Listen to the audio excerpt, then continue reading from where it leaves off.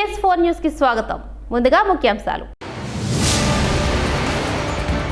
Elon మాస్క్తో tech సహకారంపై మాట్లాడిన ప్రధాని మోదీ.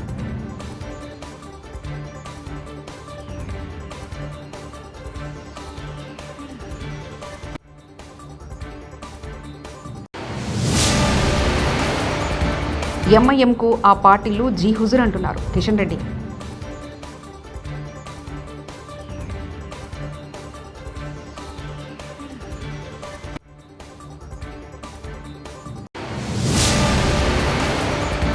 కిషన్ రెడ్డి ఓవైసీ పూర్వజన్మలో అన్నాదమ్ములు కావచ్చు మహేష్ కుమార్ గౌడ్.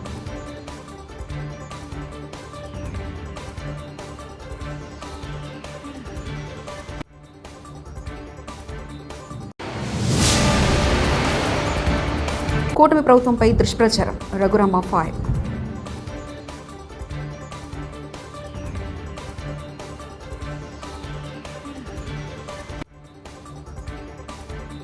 ప్రధానమంత్రి నరేంద్ర మోదీ ఇవాళ శుక్రవారం టెస్లా, స్పైస్ ఎక్స్ అధినేత బిలియనియర్ ఎలాన్ మస్క్తో మాట్లాడారు. టెక్నాలజీ, ఆవిష్కరణ రంగాల్లో సహకారం గురించి చర్చించారు. దీనికి సంబంధించిన పీఎం మోదీ తన ఎక్స్ ఖాతాలో పోస్ట్ చేశారు. ఏడాది ఆరంభంలో వాషింగ్టన్ డీసీలో జరిగిన ఈ సమావేశంలో చర్చించిన అంశాలతో సహా వివిధ సమస్యలు, అంశాల గురించి ఎలాన్ మస్క్తో మాట్లాడారు. టెక్నాలజీ, ఇన్నోవేషన్ రంగాలతో సహకారానికి ఉన్న అపారమైన అవకాశంపై మేము చర్చించామని మాస్క్ యాజమాన్యంతోనే ఉన్న సోషల్ మీడియా ప్లాట్ఫామ్ ఎక్స్లో పీఎం మోదీ పోస్ట్ చేశారు. టెక్నాలజీతో అమెరికాలో ద్వైపాక్షిక భాగస్వామ్యాన్ని ముందుకు తీసుకెళ్లడానికి భారతదేశం కట్టుబడి ఉందని మోడీ అన్నారు. కాంగ్రెస్, బీఆర్ఎస్, ముస్లిం పార్టీలపై కేంద్ర మంత్రి, తెలంగాణ బీజేపీ అధ్యక్షుడు కిషన్ రెడ్డి మరోసారి మండిపడ్డారు. ఈ మూడు పార్టీలు కలిసి తెలంగాణను ముంచే ఎత్తుగడలు చేస్తున్నాయని ఆయన ఆరోపించారు. ప్రజలను దోపిడీ చేసి ఆడబిడ్డలపై అఘాయిత్యాలకు పాల్పడి ప్రజల రక్తం తాగిన మజ్లిస్ పార్టీకి కాంగ్రెస్, బీఆర్ఎస్ పార్టీలు జీ హుజూర్ అంటున్నాయని ఆయన పేర్కొన్నారు. భవిష్యత్తులో కూడా మరింత పోరాటం చేసేటువంటి పరిస్థితి ఉన్నది. మజ్లిస్ పార్టీ కుట్ర చేస్తా ఉంది. రోజు పాత పట్టణానికే పరిమితం కాలే, హైదరాబాద్కే పరిమితం కాలే. అది నల్గొండలో కౌన్సిలర్స్ గెలుస్తారు. వాళ్ళ యొక్క ఆలోచన ఒకటే, చాప కింద నీరులాగా తెలంగాణలో అన్ని అసెంబ్లీ కేంద్రాలలో విస్తరిస్తా ఉంది. ఈరోజు హైదరాబాద్లో తీసుకుంటే భారతీయ జనతా పార్టీని ఓడించేటువంటి ఏకైక లక్ష్యంతో తిరుమల లడ్డు వ్యవహారంలో కట్టుకథ అల్లి వైఎస్ఆర్సీపీ అధినేత, మాజీ సీఎం వైఎస్ జగన్మోహన్ రెడ్డిపై నెట్టి ప్రయత్నించారు. ఇదే అంశంతో సాక్షాత్తు సుప్రీంకోర్టు అక్షింతలు వేసినా కూటమి ప్రభుత్వానికి ఇంకా బుద్ధి రాలేదని మాజీ ఎమ్మెల్యే కాసు మహేష్ రెడ్డి ఆగ్రహం వ్యక్తం చేశారు.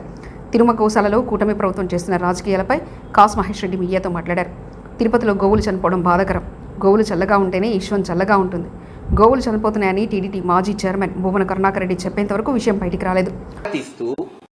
ఒక బాధ్యత కలిగిన పాలక పక్షం అయితే ఏం చేయాలి? అక్కడ సందర్శించి నిజమెంత, అబద్ధం ఎంత, అసలు నిజంగా చనిపోయినాయా, ఒకవేళ చనిపోతే ఎందుకు చనిపోతున్నాయి, మిగతా వాటినన్నా రక్షించేటట్టు మరోసారి ఇటువంటి ఘటన జరగకుండా చూడాల్సింది పోయి ఎదురుదాడి. చంద్రబాబు నాయుడు గారు, లోకేష్ గారేమో ఇదంతా ఫేక్ న్యూస్, మార్ఫింగ్, ఒక్కటి కూడా చనిపోలేదంటారు. అక్కడ తిరుపతి ఎమ్మెల్యేనేమో శ్రీనివాసులు గారేమో 40 చనిపోయినాయి అన్నాడు. ఈఓ గారు వచ్చి 30 అంటారు. చైర్మన్ గారు మరొక అడుగు ముందుకేసి ఖచ్చితంగా 20 అయితే చనిపోయినాయి, అయినా ఏముంది దీంట్లో, మీ ఇంట్లో చనిపోరా ఏంది అన్నాడు.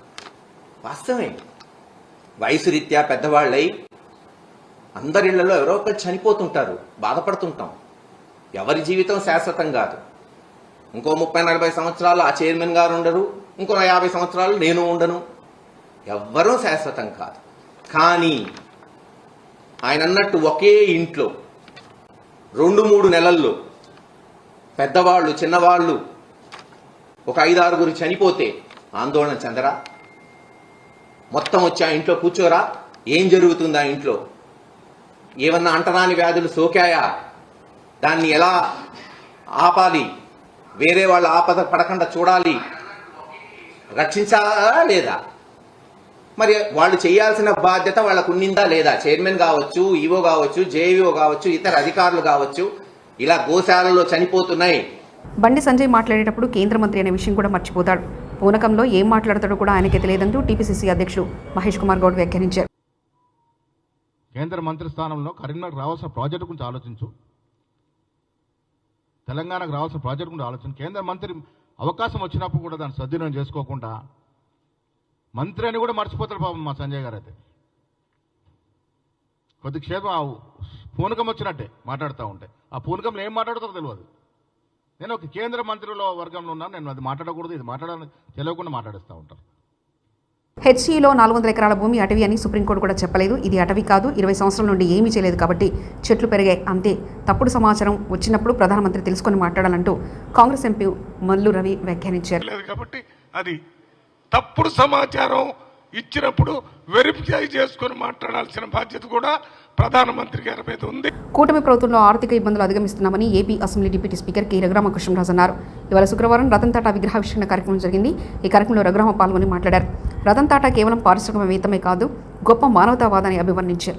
విద్యా వైద్య రంగాల్లో ఆయన చేసిన సేవలు నిరుపమానమని ప్రశంసించారు. రతన్ టాటాకు భారత్ ఇవ్వాలని అందరి కోరిక అని రఘురామకృష్ణరాజు చెప్పారు. అల్లూరి సీతారామరాజు జిల్లా కేంద్రం పాడేరు ఏజెన్సీ పరిసరాల్లో శుక్రవారం ఈదురుగాలతో భారీ వర్షం కురిసింది.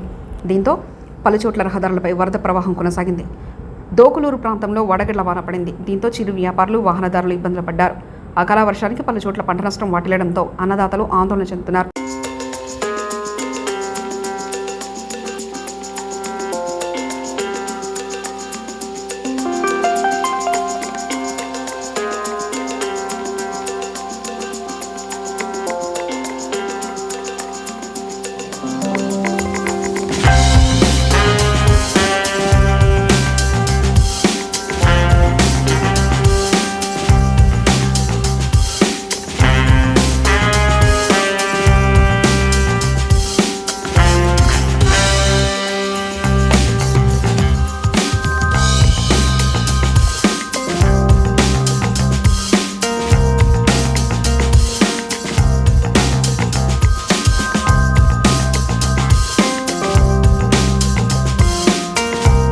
ఆదిలాబాద్ జిల్లా సిరికొండ మండలంలోని వాయుపేట మారుమూల అటవీ ప్రాంతం. అక్కడి ఆదివాసులు శతాబ్దాలుగా మహంకాళి అమ్మవారిని ఆరాధిస్తున్నారు. అక్కడ సహజంగా లభించే కలపతో అమ్మవారికి ఇటీవల అద్భుతమైన ఆలయం నిర్మించారు. ఇందుకోసం ఒక్క చెట్టును కూడా కొట్టకపోవడం విశేషం. 26 స్తంభాలు, గోపురం, గర్భగుడి ప్రధాన ద్వారం, గోడలన్నీ కలపతోనే రూపొందించారు. కర్రలన్నిటిపై ఆదివాసి ఆరాధ్య పక్షాదులు, దేవతామూర్తుల చిత్రాలు చెక్కారు. ఇంజనీర్లు ఆధునిక యంత్ర సామాగ్రి లేకుండా స్థానిక వడ్రంగులే అన్నింటినీ తయారు చేశారు.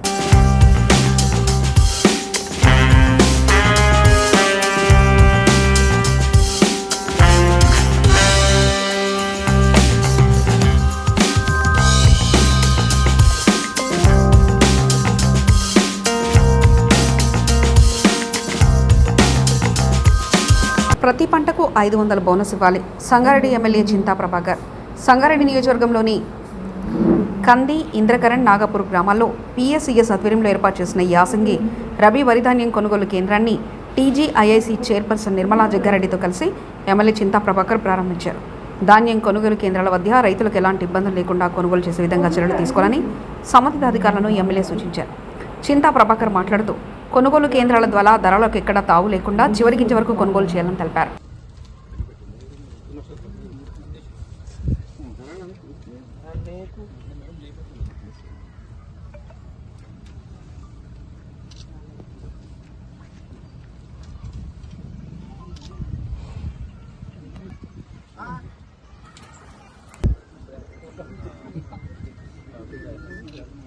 మేడం కొద్దిగా సైడ్ ఉంది.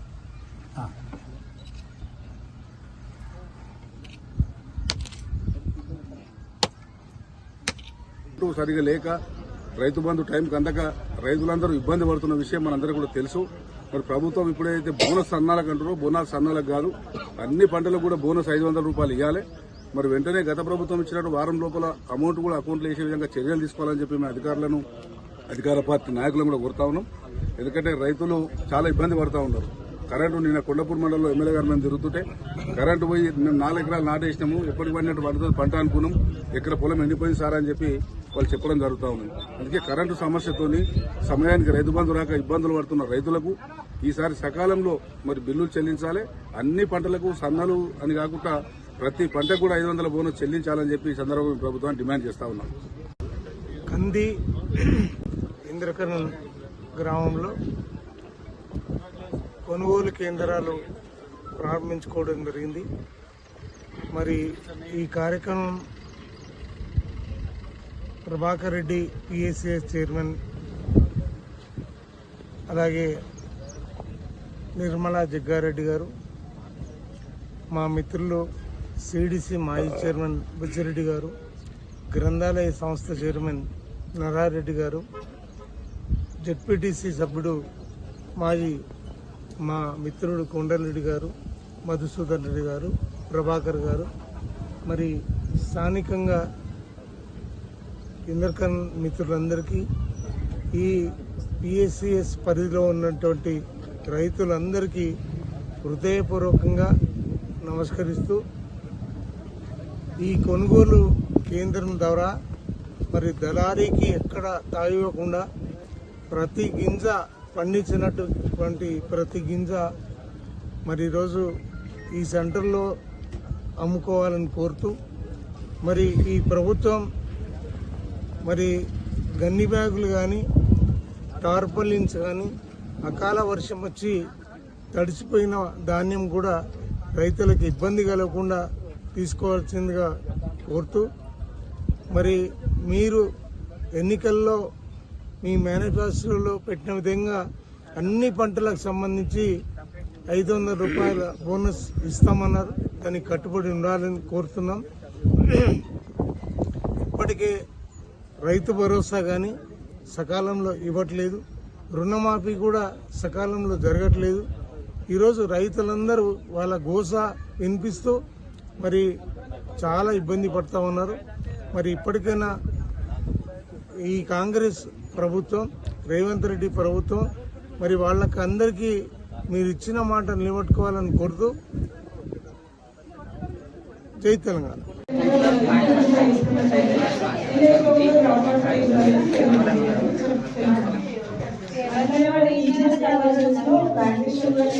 బీఆర్ఎస్ పార్టీ ఆవిర్భవించి 25 వసంతాలు పూర్తి చేసుకున్న సందర్భంగా ఈ నెల 27న వరంగల్ ఎర్కతుర్తి దగ్గర భారీ బహిరంగ సభను నిర్వహిస్తున్న సందర్భంలో బీఆర్ఎస్ శ్రేణులు, నేతలు, కార్యకర్తలు అధిక సంఖ్యలో పాల్గొని విజయవంతం చేయాలని బీఆర్ఎస్ రాష్ట్ర మైనార్టీ నేత మహమ్మద్ సాదిక్ కోరారు. ఈ నేపథ్యంలో బీఆర్ఎస్ పార్టీ తెలంగాణ రాష్ట్రం ఏర్పాటు పుట్టిన ఉద్యమ పార్టీ అని, అలాంటి పార్టీ తమ 25 ఏళ్ల ప్రస్థానంలో అనేక సంఘటనలు చూసి ఉద్యమాలు చేసి ప్రత్యేక తెలంగాణ రాష్ట్రం ఏర్పాటు చేసుకుని 2 పర్యాయాలు అధికారంలో ఉండి దేశవ్యాప్తంగా ఎక్కడా లేని విధంగా అనేక సంక్షేమత్వాలను ప్రవేశపెట్టి దేశంలోని నెంబర్ 1 రాష్ట్రంగా ముద్ర వేసుకుని పాలన సాగించిందని సాదిక్ అన్నారు. మాజీ ముఖ్యమంత్రి పెద్దలు గౌరవనీయులు కేసీఆర్ గారి యొక్క నేతృత్వంలో ఈ యొక్క భారీ బహిరంగ సభ జరగబోతుంది. బీఆర్ఎస్ పార్టీ ఏర్పడిన తర్వాత, అలాగే తెలంగాణ స్వరాష్ట్రం ఏర్పడిన తర్వాత బీఆర్ఎస్ పార్టీ 10 సంవత్సరాలు అధికారంలో ఉంది. ఈ 10 సంవత్సరాల కాలంలో భారతదేశంలో ఏ రాష్ట్రంలో లేనటువంటి సంక్షేమ పథకాలను ప్రవేశపెట్టి అన్ని వర్గాల వారికి సంక్షేమ పథకాలు అందించిన ఘనత బీఆర్ఎస్ పార్టీది. ఇది చరిత్ర. అన్ని వర్గాల వారికి, అన్ని కుల మత భేదాలు లేకుండా అన్ని వర్గాల వారికి ఈ యొక్క సంక్షేమ పథకాలు అందించిన ఘనత బీఆర్ఎస్ పార్టీది. ఈ నేపథ్యంలో బీఆర్ఎస్ పార్టీ ఏర్పడి 25 సంవత్సరాల నేపథ్యంలో రజతోత్సవ వేడుకలు భారీ ఎత్తున బహిరంగ సభ జరుగుతుంది. मैं सभी हजरात से अदमन गुजारिश करता हूं कि बीआरएस पार्टी कायम होकर 25 साल होने वाले हैं. इस 25 साल दौरान ఎలాన్ మాస్క్తో టెక్ సహకారంపై మాట్లాడిన ప్రధాని మోదీ.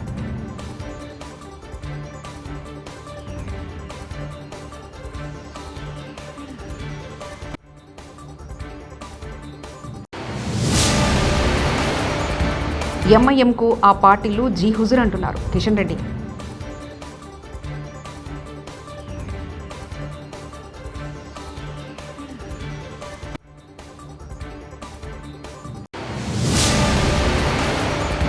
కిషన్ రెడ్డి, ఓవైసీ పూర్వజన్మలో అన్నాదమ్ములు కావచ్చు. మహేష్ కుమార్ గౌడ్.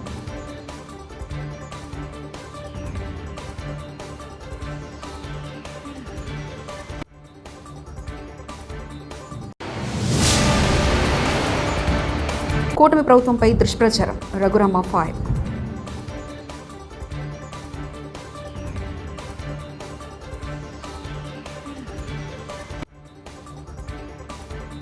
TS4 న్యూస్ ఇంతటితో సమాప్తం. చూస్తూనండి TS4 తెలుగు.